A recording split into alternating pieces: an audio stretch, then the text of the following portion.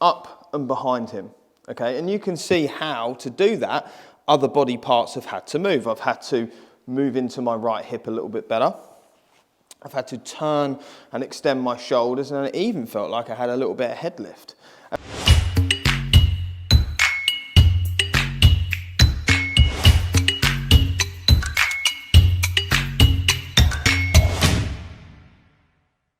Welcome back to my YouTube channel, and in today's video I'm going to take you through exactly what I did with a student to help them gain 10 yards, free up some movement and get them striking the ball better than ever. So let's get into it.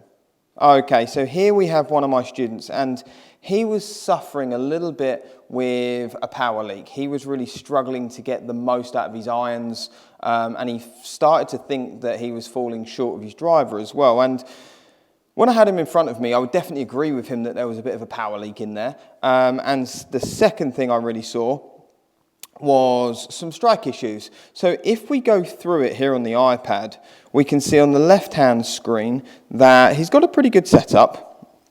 And if I draw a line across his head here, some things that you're really going to see is that in his backswing, as he starts to move to the top, he starts to, number one, lose a lot of height and start moving his upper chest down and to the right. And we would call that moving in flexion. So imagine a sit-up position where as you start to move into the backswing, you start to forward crunch. And we would call that flexion. And you can see in his swing here that his spine is leaning quite a long way to the right, and his head and eyes are now quite a long way behind the golf ball.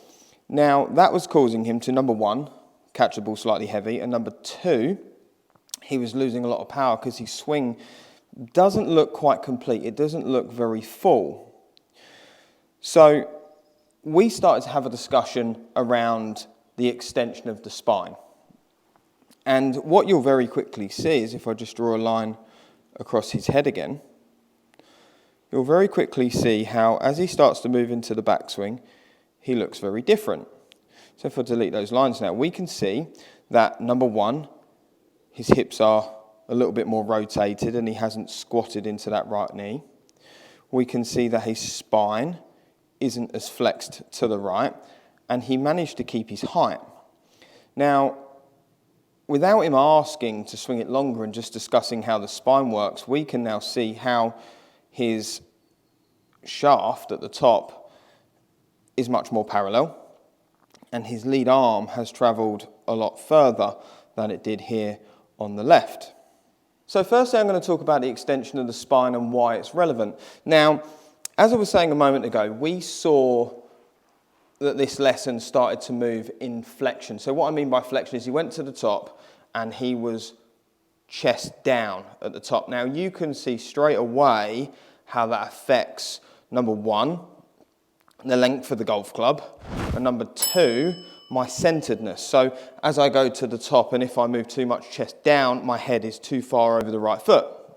And from there, as he started to shift down, his head stayed back and he either hit the ground early or he then began to flip his hands. So I like to see in the backswing that as the student was moving to the top, he felt like his chest started to rise. He felt like as his shoulders began to turn, his chest started to point up a little bit more towards the ceiling. And that allowed him to keep his upper torso, number one, more to the left or centered. And number two, it started to get longer and the club started to go a little bit further. So the drill we gave him for that was a little laser pen, and he had to grip the club in his right hand. And he would point the laser pen down at the club head, and as he moved into the backswing, his task would be to turn the shoulders and point the laser pen high and to the right-hand corner of the ceiling, okay? So turn it up and behind him, okay? And you can see how to do that. Other body parts have had to move. I've had to move into my right hip a little bit better. I've had to turn and extend my shoulders, and it even felt like I had a little bit of head lift. And that wasn't the case because, as you could see, he was losing a lot of height. But just by doing that, he was able to gain a greater range of motion and swing the club a lot further, which led to more speed and better contact. So even his ball speed jumped up alone just through contact. And what we really started to see from here was as he extended to the top, he was then able to move more forward and cover the ball a lot better, applying a little bit more shaft lean. So his striking improved immensely. I hope you found that drill really helpful, and I hope you understand how extending the spine can really help you free up some motion, lengthen the golf swing, and hopefully improve strike. So thanks again, and I'll see you soon.